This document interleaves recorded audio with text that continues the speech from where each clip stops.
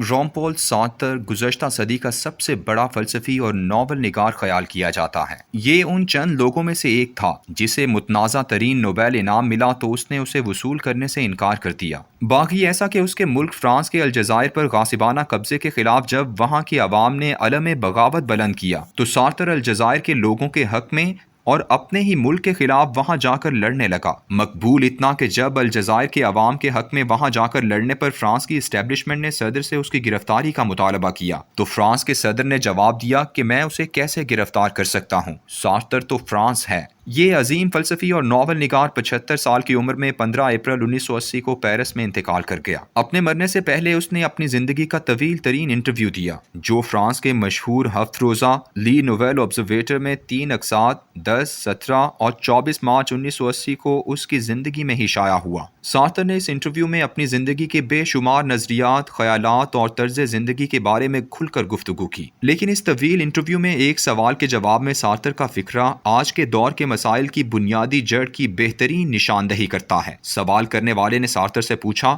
20ویں صدی کا سب سے بڑا مسئلہ کون سا ہے؟ سارتر نے جواب دیا، 20ویں صدی کا سب سے بڑا مسئلہ بھوک ہے، نہ افلاس، بیماری ہے، نہ جہالت، بلکہ 20ویں صدی کا سب سے بڑا مسئلہ منافقت ہے۔ آج سارتر کو مرے 39 سال ہو چکے ہیں، لیکن اس کا یہ فکرہ دنیا کے تمام ممالک کے صاحبان اقتدار اور خصوصاً اہل علم و دانش اور وارثان مذہب پر صادق آتا ہے۔ یہ صرف ایک فکرہ نہیں ہے بلکہ مجھے تو یہ قول موجودہ دور کے بارے میں سید الانبیاء صلی اللہ علیہ وآلہ وسلم کی اس پیشگوئی کی تصدیق کرتا ہوا نظر آتا ہے جس میں آپ صلی اللہ علیہ وآلہ وسلم نے فرمایا، دجال کے خروج سے پہلے چند سال دھوکہ و فریب کے ہوں گے، سچے کو جھوٹا بنایا جائے گا اور جھوٹے کو سچا بنایا جائے گا، خیانت کرنے والے کو امانت دار بنا دیا جائے گا اور امانت دار کو خیانت کرنے والا قرار دیا جائے گا، اور ان میں رویبضہ بات کریں گے۔ پوچھا گیا، رویبضہ کون ہے؟ فرمایا، گھٹیا لوگ، وہ لوگوں کے اہم معاملات میں بولا کریں گے۔ جب کبھی اپنے ملک میں غیر معمولی حالات و واقعات اور پھر اچانک رونما ہونے والے سانحات پر حکمرانوں، دانشوروں،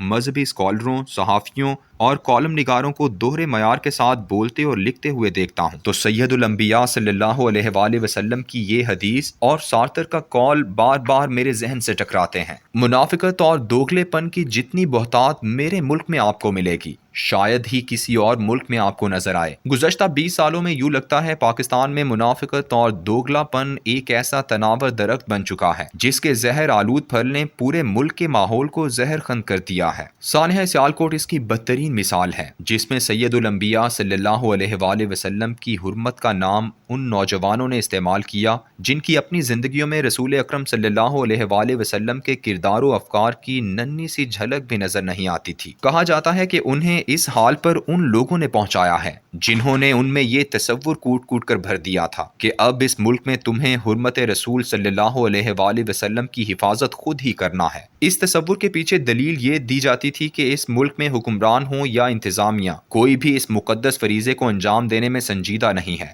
یہ سادہ لو عام آدمی اس دلیل کو اس وقت مزید سچ سمجھنے لگتا ہے جب وہ گزشتہ 20 سالوں سے شام کو ٹیلی ویژن چینلوں پر بیٹھے ہوئے عظیم دانشور اینکر پرسنوں کو صرف اور صرف توہین رسالت کے ہی قانون کے خلاف زور و شور سے دلائل دیتے ہوئے دیکھتا ہے۔ اسے نظر آتا ہے کہ ان دانشوروں اور انسانی حقوق کے ترجمانوں کے نزدیک پاکستان میں صرف یہی ایک قانون ہے جو سارے بگاڑ کی اصل وجہ ہے۔ وہ دیکھتا ہے کہ ٹیلی ویژن پر اسے یہ سبق پڑھایا جاتا ہے کہ دیکھو، قانون ہاتھ میں لینا بہت بڑا جرم ہے، ماورائے عدالت قتل تو معاشرے میں بد امنی کا آغاز ہے۔ وہ اس تصور پر کامل یقین کرنے ہی لگتا ہے، مگر اس کے سامنے ایک ضلع کی پولیس کا سربراہ ایک ملزم کو جس پر اغوا برائے تاوان کا الزام ہوتا ہے ماورائے عدالت قتل کرواتا ہے تو جی ٹی روڈ پر اس پولیس آفیسر کی تصاویر والے بینرز آویزاں ہوتے ہیں۔ اسے ٹاک شوز میں بلایا جاتا ہے، اسے ایک کامیاب آفیسر قرار دیا جاتا ہے۔ اسے مزید حیرت اس وقت ہوتی ہے جب امن و امان کے قیام کے بہترین تصور کے طور پر ایوب دور کے ایک گورنر اور نواز شریف دور کے چہیتے وزیر اعلیٰ کی مثالیں دی جاتی ہیں کہ انہوں نے کیسے پولیس مقابلوں کے ذریعے ڈاکوؤں اور جرائم پیشہ افراد کو قتل کروا کر ملک میں امن و امان قائم کیا تھا۔ عام آدمی کے نزدیک ابھی تک بات اتنی بگڑی نہیں تھی۔ وہ اپنے دل کو تسلی دے لیتا ہے کہ چلو، یہ تو حکومت کے لوگ ہیں، یہ جانیں اور عدالتیں جانیں، لیکن اس کی آنکھیں اس وقت حیرت سے پھٹی کی پھٹی رہ جاتی ہیں جب پاکستان کے چند بڑے شہروں میں ایسے واقعات ہوتے ہیں کہ لوگوں کے ہاتھ کوئی ڈاکو یا موبائل چھیننے والا ملزم آ جاتا ہے تو لوگ مار مار کر اسے سرے عام قتل کر دیتے ہیں، نعرے لگاتے ہیں۔ جب پولیس والے آتے ہیں تو لاش ان کے حوالے کر دی جاتی ہے۔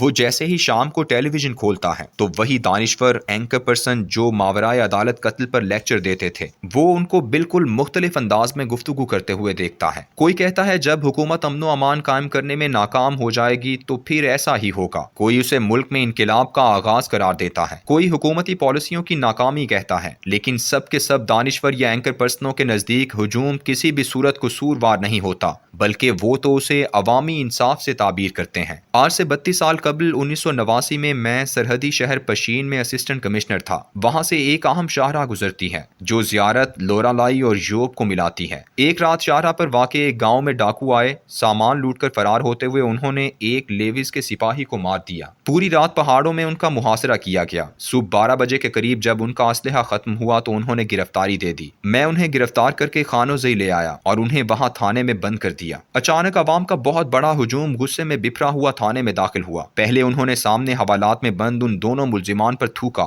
اور پھر کلاشنکوف کے برسٹ مار کر انہیں قتل کر دیا۔ اتنے بڑے ہجوم کے سامنے چند سپاہی اتنے بے بس تھے کہ چپ چاپ دیکھتے رہ گئے۔ ہجوم میں چند افراد واپس جاتے ہوئے میری طرف اشارہ کر کے کہتے رہے، جب آپ نے جان ہتھیلی پر رکھ کر پیچھا کر کے تحصیلدار پنجپائی کے قاتل پکڑے تھے تو 2 سال بعد وہ عدالت سے بری نہیں ہو گئے تھے، کل یہ بھی بری ہو جائیں گے۔ آج سے 32 سال پہلے بھی میرے پاس اس سوال کا کوئی جواب نہیں تھا، اور آج تو میں حیرت میں گم اس بگڑتے ہوئے معاشرے کو دیکھتا ہوں جہاں دوگلے پن اور منافقت کے اندھیرے میں سچائی کی کرن تک نظر نہیں آتی۔